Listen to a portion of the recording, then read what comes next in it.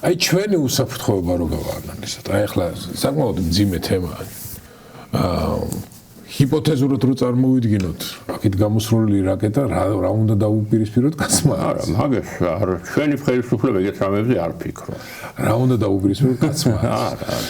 იქიდან წამოსული, ასე თქვათ, ტორვილების შემთხვევაში კიდევ იქ რა ელემენტები შეიძლება გამოყვეს და სამოქალაქო უსაფრთხოება რა შეიძლება იყოს, ტერორიზმის გასაფრთხეები შეიძლება განვითარდეს, ამას საერთოდ არ ფიქრობ და ყველაზე მთავარი ბატონო გია არის ის, რომ მოყვარი არ შევიჩინეთ.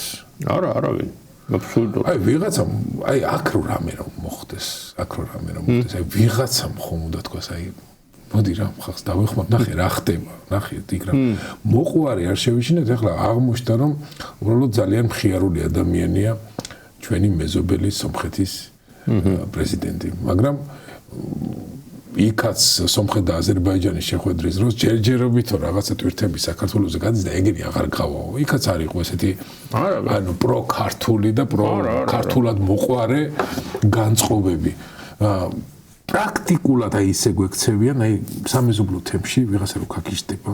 ხო, ეგრეა კი. რო გაგიჟდება ვიღაცა და მოდი რა, სანამ სულიერად დავადარის გამარჯვებას ვეტყვი და მეც არ შევაწუხე. ესე ვართ. კი, ეხლა რაღაც აქ რომ მოხდეს